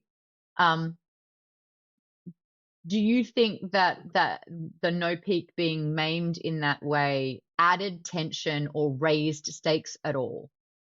Did it impact you at all that someone was delivered back with their arms removed? Yeah. Yes, James? So, like, obviously it didn't super escalate, but that would have been a good tipping point to make it more escalating, like, because a lot of times in, movies or history, usually when that happens, it's usually like it jets it into some sort of big back and forth kind of thing. So I like that, actually, Jimmy. That's a really good point, because we were talking earlier about it being relatively contained because of honor, because of the codes of conduct, all those sorts of things. You never take it that far. You might ruin their bike, you might punch in their face a little bit, you rough them up, but this is like taking it to the next level. And I was going to say this is a very gloves off situation, but the fact that his arms were removed. Ken says, wait, he's unarmed. But you're right. Like it's, oh, we don't usually play like that. We're taking it to the next level. If you're doing that, then we're going to do this. And then it, has that snowball effect of like trying to one up each other of what else can be done. Tay says, I felt like the only escalation it felt like the only escalation of the violence. All the heads sent back to Hilo felt like a post-it note to remember for later. I kind of agree. All this off-page violence where it's like, oh, all of a sudden, all of the fingers are being killed off-page. Their heads are being delivered and separated from their bodies off-page. And it was background noise, I felt. Maybe I'm jaded. Hey, pun. But I feel like all of the violence was never felt like an escalation. And what made things feel like an escalation was when we get to see Hilo's reaction to the violence, when we get to see his anguish at his fists and fingers dying on the streets. Like that's where we saw the actual escalation of, okay, there's some actual tension here. I don't think it was the actual violence that actually raised any of it. But also, like, because they have almost coddled death to be an honor. Hilo was kind of mentioning, oh, here, we're going to financially set you up because you have 3 children. One of them's still unborn. And they won't have a dad for the rest of their lives. So we're going to make sure that the money goes to your family so that you're looked after. And then Hilo says to like this 7-year-old kid, it's like, yeah, look, okay, so the bad news, your dad's dead, but he died as a no-peak and there's honor in that and it's all for a good cause. So you can feel sad, but also feel proud. And so it's like, well, am I meant to feel bad that these people are dying, or is it also such an honor and so their death isn't weighted in a way? That was a little... I'm just trying to understand why this story wasn't gripping me in a way that it could, or I wasn't feeling the depths that I could. What that disconnect was. Nick says, all the fights are just so cool with all the Jade powers. The way Andon and Hilo took out Gaunt was awesome. I wish we got more of that. Those moments were sick because I can visualize these fights and that's freaking cool. I agree with you. Baden, you got your hand up? Yeah, I think we mentioned about why you might have not gotten super invested is like the last time we talked about this, the mysteries weren't really that compelling. I felt like there were some mysteries for sure, but they weren't as compelling as they could have been. I feel like we should have been roped in pretty early on, and we just weren't. Yeah, there's no whodunit. There's no breadcrumbing. There's no piecing together information. It was all kind of The emphasis is let's follow the characters and be in their brains, in their minds while going about it. But it's like it wasn't enough, I guess. Snores is saying, I wonder if the Asian sense of filial piety, help me out. Filial piety. Piety and family honor was difficult to connect with for us Westerners. I'm wondering that as well.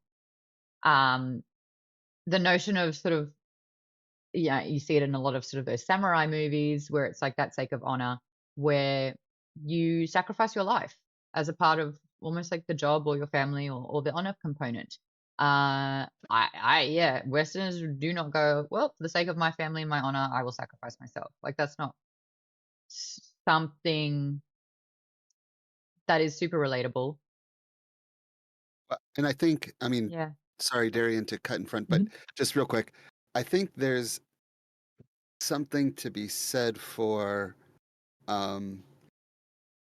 that sense of family and honor and the focus not on the action and the violence and all of that. This is a story about families. This is not an action story. This is not a violent sort of, even a crime drama exactly. If it is, it's like a friggin' a very much a mafia thing. It's a family first story. It's about honor to your family and what do you do for your family and how far will you go for your family and kind of what do you owe to your family. And that becomes very clear going forward too. But it's not, I think we were looking for a high fantasy sort of, like I said before, action, like we're used to. And this is not culturally that.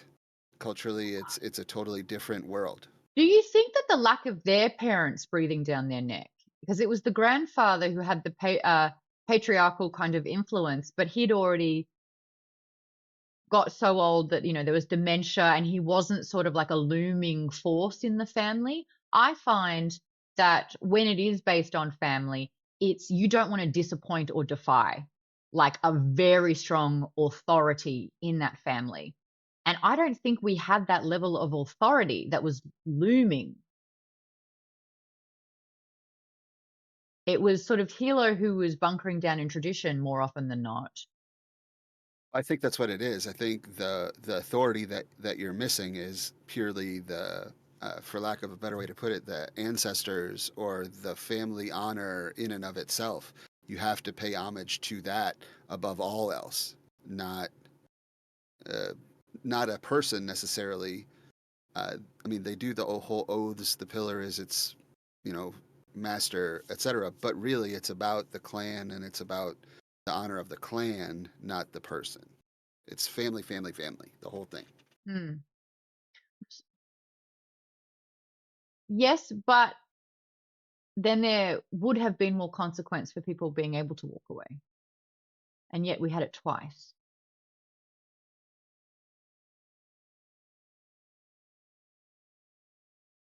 Oh, we've lost Darian you. has something to say. Yeah, I think it. Yeah, Darian, let's go. Oh, yeah. Well, just to build on what was discussed there.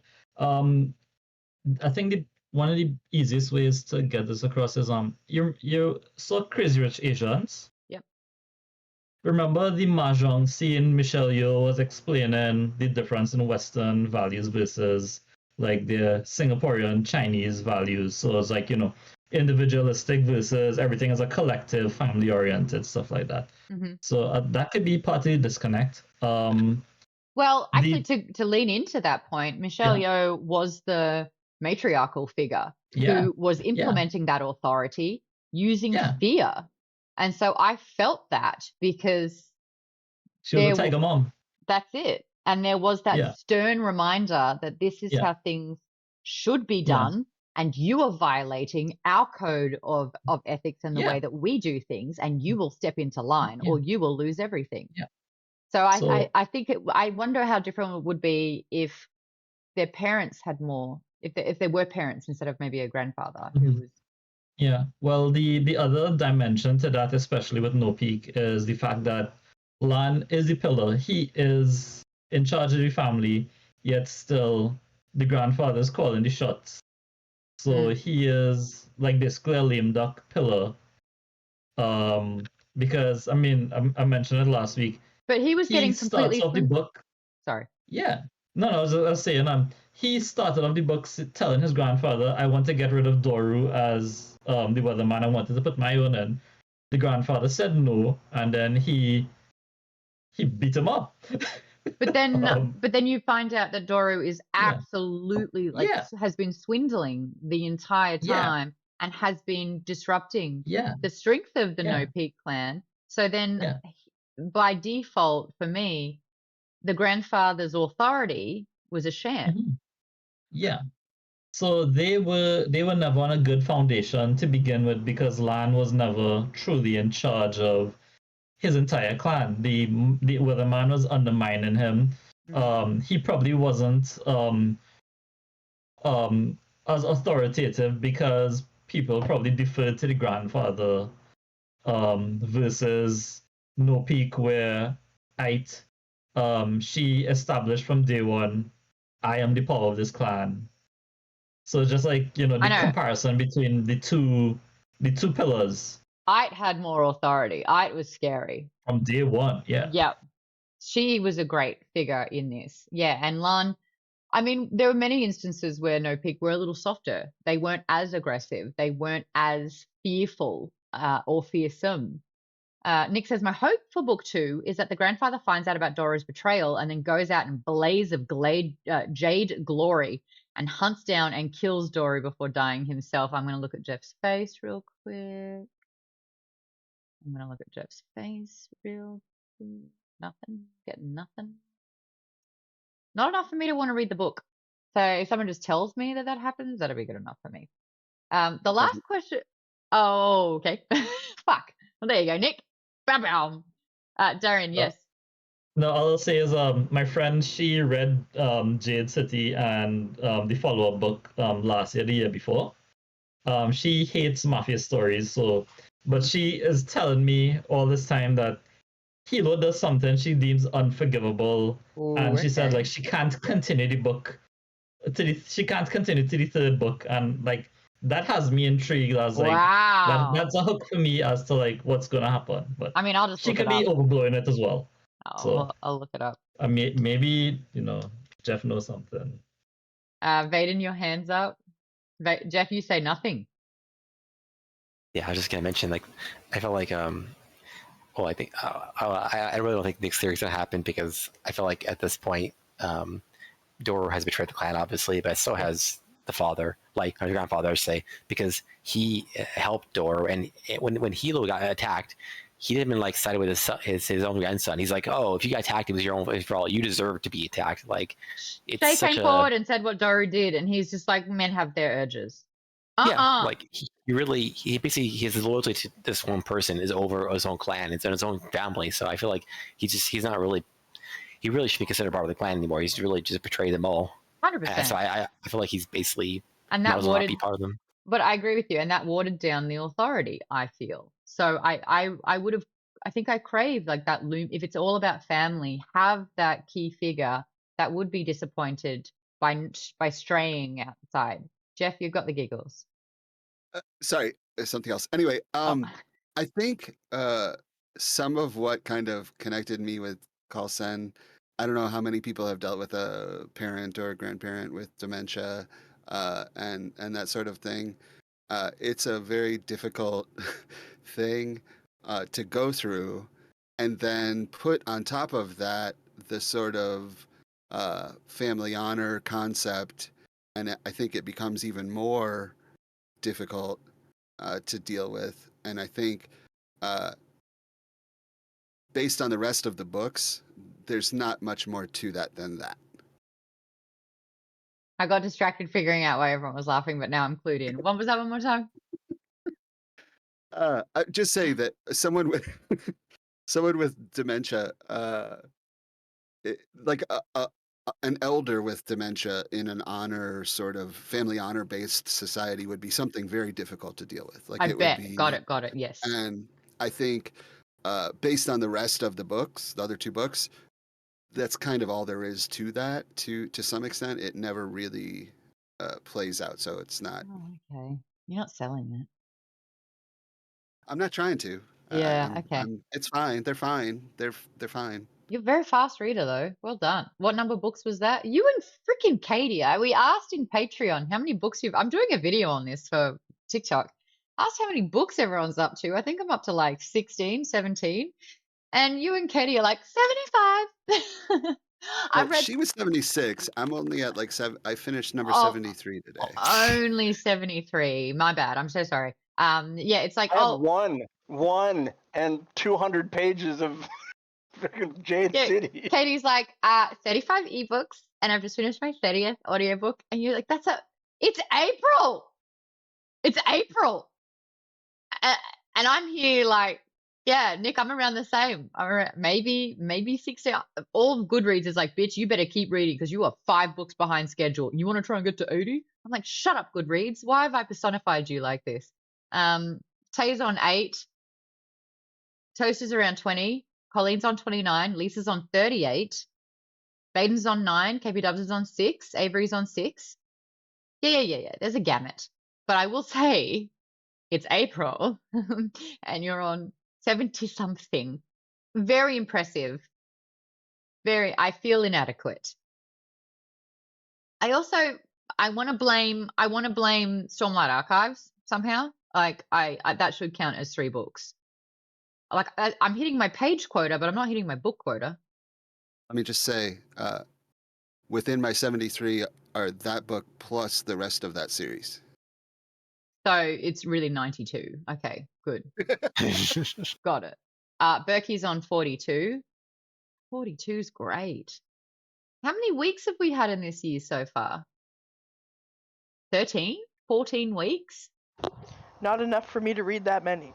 Holy hell. You're Like 31 books ahead of schedule. 31. I haven't even read 31 books to let alone be ahead of my schedule. What's your goal? 150. I mean, it's Modest. totally reasonable. You're already halfway there. Katie, you're on 78. Lisa says, look, technically I should say 40 because the book I finished just before Jade City was a bind up of 3 books. See, Lisa, I'm starting to find the individual books so that they count as a full book. Like, Well, I was gonna do that, but I'm keeping track of what physical books I read from my bookshelves, and that was what I one read book. was a bind up. So I used that version because that's what I was reading. But I could go in and change it, but I'm not really that worried about it. I would add books 2 and 3 for sure. I would do that. I'm petty like that. JMaz 007, first time chatter. I'm 7 books ahead, but I think this Lightbringer slump will cancel that out. Uh-oh, this is the safe space to talk about Lightbringer. We finished it in January. Tell us about your Lightbringer slump.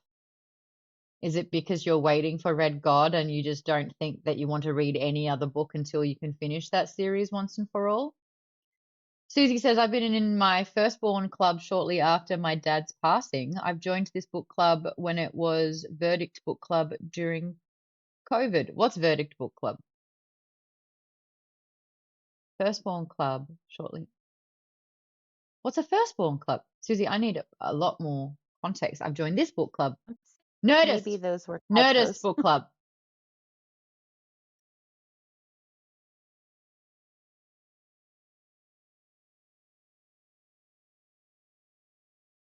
Well, I'm glad that you joined us. I know I feel like I'm a little late in saying this, but I'm sorry about your dad's passing. Losing a parent, I believe, would never be very fun at all. Snores says, Maude, that's the most ridiculous Lightbringer take I've ever heard. Hey, it's out there as an option for Jazz to take, confirm, or deny. I did not get a Lightbringer slump. Did anyone get a bit slumpy after Lightbringer? No. No one. Okay, here we go. I tried to pick up a few books, and since nothing is grabbing my attention, it was just so good I don't want to be out of the world. Jeff? Maude was right. Maude was right. Hey Jeff, how does it feel to be wrong? I'm wrong a lot. It's okay. Can we get that sound cut, MP3'd, and in the Discord immediately? Maude was right. Maude was right.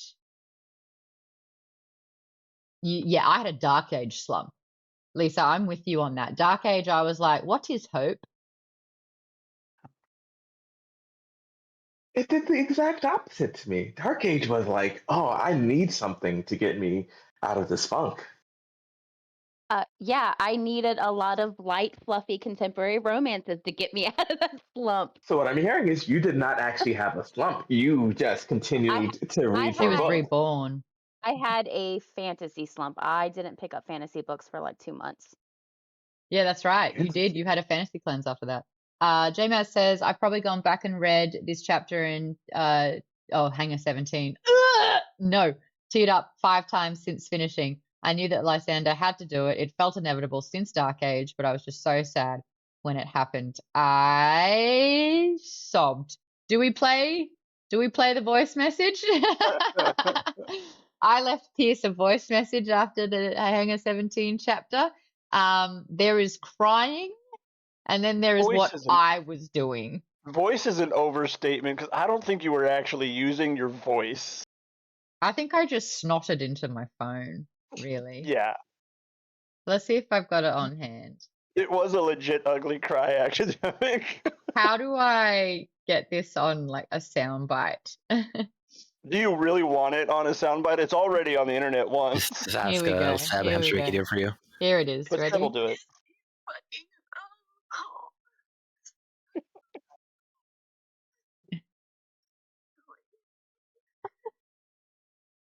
Oh, Maude, she needs a hug so bad. I'm tearing up. Hearing me be sad about that because it's transporting me. I know exactly where I was when I was crying that. Oh, she cried so hard. I sobbed, 3-syllable sob. LMAO. I'm happy he had to face the pain that he caused. Oh, there was no audio on the stream. You guys didn't hear that? Oh, it was too soft. It was too soft. That's a shame. TLDR, it was you asshole. You know what you did. I was very upset. You can go back and watch all of the interviews with Pierce. We did a 1-hour Q&A and discussion after every single book, including Lightbringer. There's every chance that we'll have another interview coming up in a couple of months with Pierce just to get updates and any more questions about the series. The amount of joy that Pierce has at causing harm is hilariously infuriating, says Academic. Yeah, Jazz says, yes, those interviews have been sustaining me since. I think I'm going to try Will of the Many next. We're going to do it with Maude's Book Club if you want to join us and do it with a community, if you can wait. Is Maude getting an exclusive about a Red God release date? I don't know. I already did that once. Kind of. It was like summer next year. I think that's his like tentative date at least. Yeah, summer next year. What? Snores. 18. Not 18. 18 bullets. Oh, I was like, it's called Hanger 70. Oh no, because it was 8. He got 18. He got bullets. 18 bullets fired into him. He got shot 18 times. I thought you got it wrong. It's like, it's not called Hanger 18. And then I realized why it was significant 18 times. Perfect. But Tiowen says, thank you for the gifted sub. Yeah, it's through pain, Tiowen. You don't recognize what he's doing. And he's maniacally laughing in the Discord call right now. But let's read out some of the people who took a bullet. Each of these is a bullet. Pronged Tiowen, yep, Babbo, Carrie Bear, Kalinda Dilby, Zero, Spooky Celine, Hot Drop Lasagna, Vatima, Heliondez, X-Gob, J-Maz, you got gifted a sub, welcome, Groomsy Games, Meldarian, Oslam Dunko, Gerber Cage. It looks like you were trying to type garbage can. Gerber Cage, US Steppen, and Fino. You all got gifted a sub. Thanks to Jeff. All 18 of you. Now, Jeff did that 3 times when I was interviewing this. And you see this 18. I'm like, oh, you son of a gun. Snore says, honored to take a bullet for Cass. There we go. Thank you so much. KPW says, shots fired. Academic says, fuck Lysander. And honestly, we haven't heard that this stream yet, so I'm happy to do that one for you. Catch says, hey, I know Carrie Bear. All right, so it sounds like 2 people are going to continue reading the series. 1 person already has. Our next books, well, we're going to continue ACOTAR. We are going to cover Court of Wings and Ruin. The good news is if you want a full ensemble cast where it has sound effects and it's all fun, it's in 3 parts. Bad news, 3 credits. Good news, 3 books to tick off your reading goal, which is what I am doing. Nicole, would you say that's a bit of a cop-out? Are you saying that's a cheat? Or am I brilliant? I'll give it to you, Maude. I'll give it to you, Maude. And I will wish you happy birthday. ACOTAR skip, says Jimmy. KPW says Aka War. What is it good for? It is actually funny because the acronym Aka War, it really is the war one. What are you showing me, Terry? You're up to chapter 16? 12. 12? What are you thinking so far? Akko, skip. It's good. I actually like the series. honestly, like Sarah J. Maas, for the reason why the series is successful is because there is fantastic found family.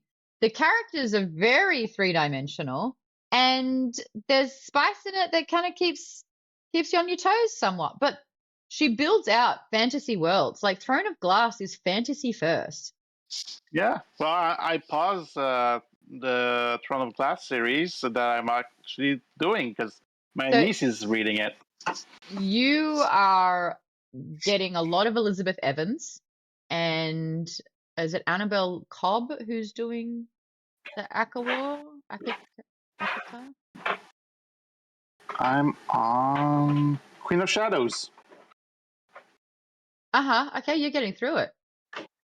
Yeah. I'm on the last book for Throne of Glass, and I'm doing Aka War. I did not re-listen to the first two because when we just covered, when we did what's the second one, Mist and Fury, I'd listened to the whole series again, so it's kind of fresh in my mind. I know where we're at.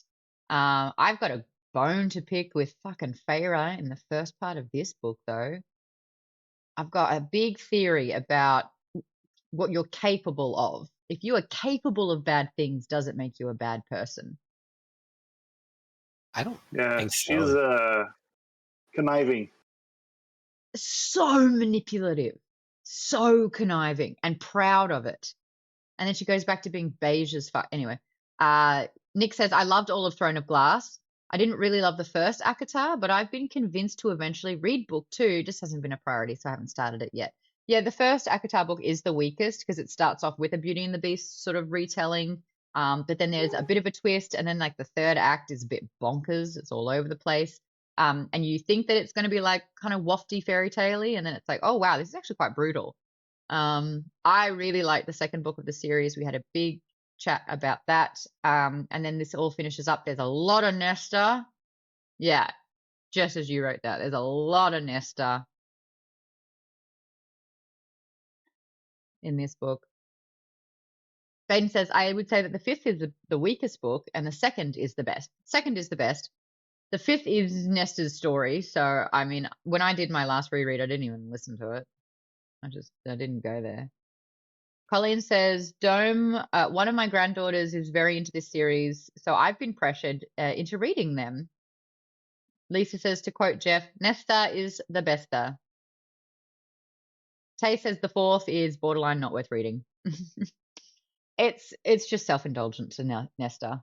It's just self-indulgent. And then the house is magical and keeps giving her smut to read, which don't hate, just a bit weird.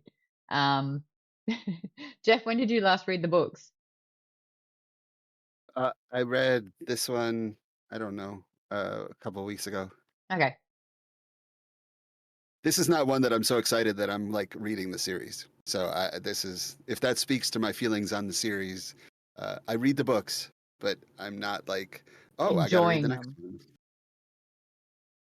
I mean, aside from Nesta, the rest of it can, We have 10 minutes. Why do you think Nesta's better than Feyre? But you just really, I need academics back up here. You just called Feyre beige, and yeah, not beige. I'm not saying What are you either talking of them about? are good. I don't like either of them. Yeah, it's like she has a character. She's got some motivation. She's got some spark. She's not just on the pages. she's got spine. Like, she's forceful. Yeah, but in a horrible way. I'll take it. Hey, There's some you gotta color do in the what you book. gotta do. You really don't. She's just a lot of her things she does are totally so selfish. I have no reason to be done at all. She just does it because she's an ass. Thank you. I don't know that I agree with that. Oh, that's going to be next week's discussion. Yay, we got shit to talk about. That'll be good. Avery, you said the books are surprisingly available at the library. You read the first book. Did you read the second book? No. And no is a full sentence. See you, Susie. Susie's just quickly saying, gotta go, take care. Maude, what is next month's book? We are doing the latest Thrawn trilogy. May is Star Wars month. They are 3 books. They're not too long, so we should be able to kind of get one out every 10 days. The latest Thrawn trilogy. What does it start off with, Tim? I think you've got the first one in your hand. The Thrawn Ascendancy. It's Thrawn Ascendancy. Chaos Book one is Rising. Chaos Rising. Chaos Rising. The link. Good reads. Link in the chat. It's gonna be And there's my. book 2 is The Greater Good. The Greater Good. Is it really? Yes. And then something evil. Lesser Evil is the Lesser Evil. Okay. I don't have them yet. They were going to be available around the time when I need to read them on Libby. I don't want to spend credits on them, I don't think, yet. So I'm going to try and work around that. You've already read them, Jeff. You say they're good. Great storytelling. I read all of the Thrawn books. All 9. What is it? All 9. The 3 trilogies. Yeah. How would you rank them? This one's the best. Yes. And then the original, and then the one we were going to read. Oh, got it. Okay. Oh, okay. Cool. I'm really excited by that. So there you go, Susie. We're reading the Thrawn Ascendancy trilogy. 3 books. Avery says, it's been a while since we've read a Star Wars. I'm excited. Tosa says, I've read 2 trilogies. KB says, this is Star Wars, but from a new perspective. Very original. Colleen said, I bought the physical books. And Terry says, look, I hope to finish Aka War by Monday because Voice of the Ocean comes out on audiobook on Tuesday. You might beat me into finishing it. I'll try and get it over the weekend. Oh, hey, Terry's awake. Hey, if you got a nap, you got a nap. I'd like to think it's the dulcet sounds of tones of my Aussie voice that can lull people into a sleep. Dude, I napped so hard yesterday. I missed my own stream. You did. I missed it. I woke up and people were like, do you think Maude's going to start anytime soon? And I was like, I don't think I'm alive right now. What is this book? Oh, that's a Star Wars book in French. That's Heir to the Empire in French. Et toi? Can you say it in French for me? Et toi? La Guerre des Étoiles, l'héritier de l'Empire by Timothy Zahn. By Timothy Zahn. That's cool. I was super happy that Dirk Gently got a shout out on the Q&A. I did not. I mean, I'm trying to ask questions now. I want to do a separate series on this, but asking everyone the 5 books that shaped your life. And I would have thought that Hitchhikers would have been the Douglas. Is it Douglas Adams? Would have been the Douglas Adams book, and not Dirk Gently and his holistic detective agency. But there you go. There's a question. Dirk Gently is my number 2 favorite Douglas Adams book, and my first favorite is the one that comes after that that's still in the Dirk Gently world called The Long Dark Tea Time of the Soul. And that's your Highly favorite? recommend. Yes.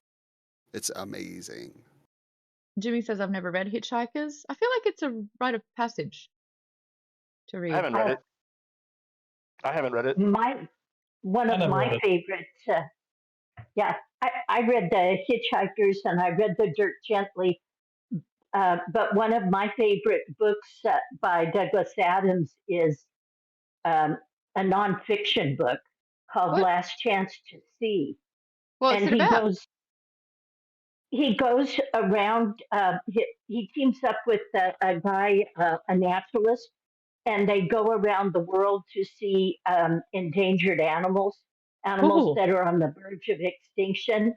And so it's sort of a travelogue. It's sort of a nature book, and it's definitely got his sense of humor.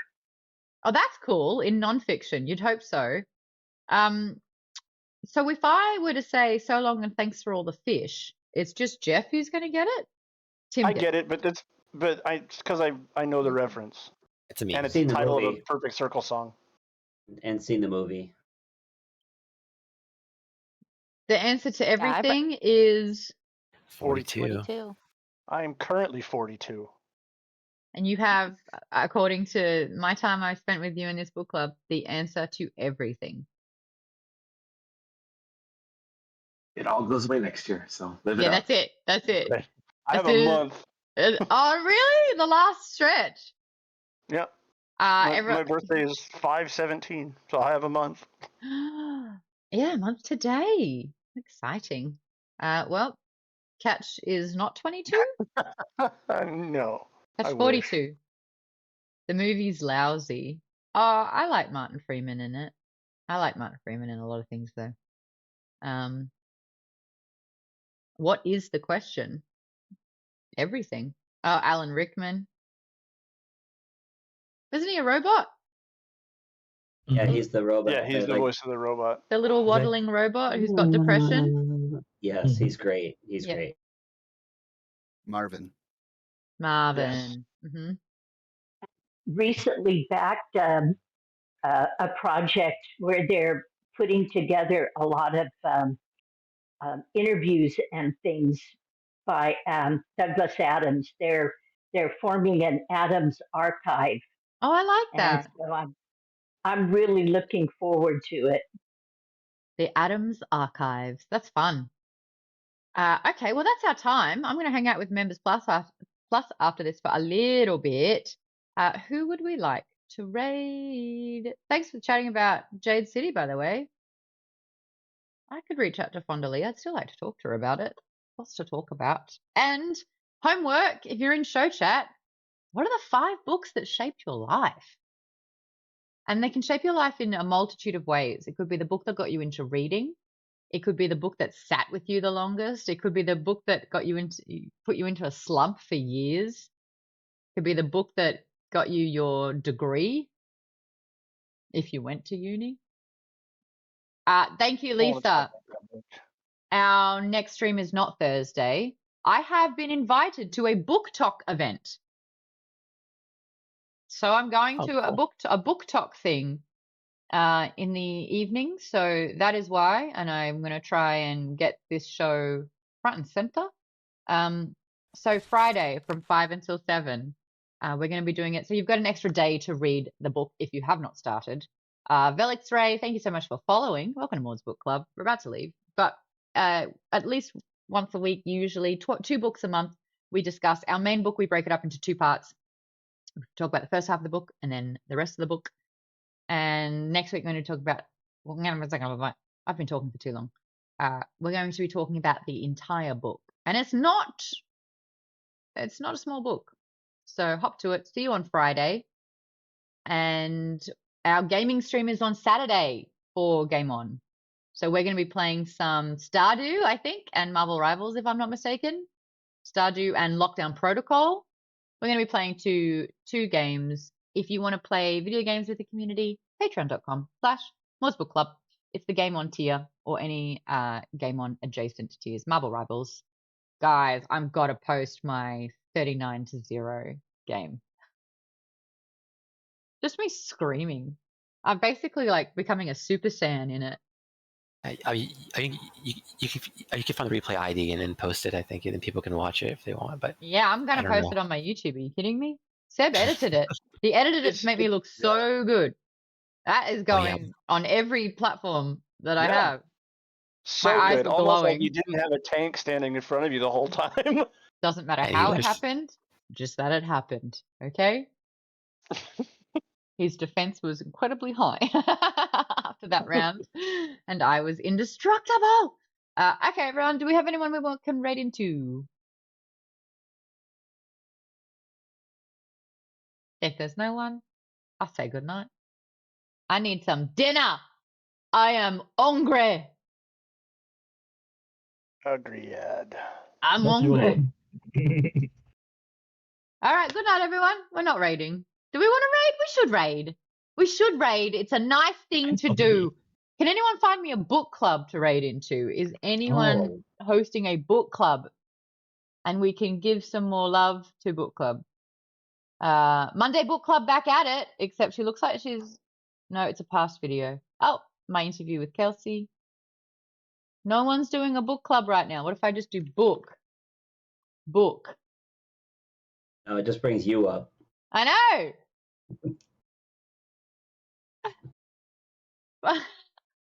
Why isn't anyone talking about books on the whole of Twitch right now? Not a single person is... What about club? What about club? Nope, it's Let's try clubbing reading. music. Did you try books or reading? Reading.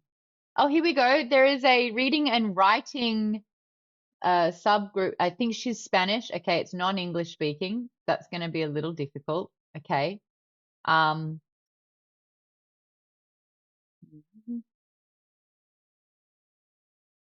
reading and writing category. Okay, let's go into the reading and writing category. Oh, there's someone who's got 12 viewers who's just reading after work reading time. Yes! And she's just reading, and it says what book she's I like this.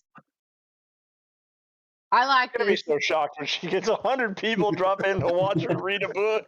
Yeah. Do it. Do it. This is gonna be great. Hold on, I'm she's so talking. excited. Do it. Do it. Everyone, be so wonderful and lovely and show why book communities are the best. Her name is Sekhmet or Emma Ray and loves reading. Okay, ready? Go say hi. You forgot to.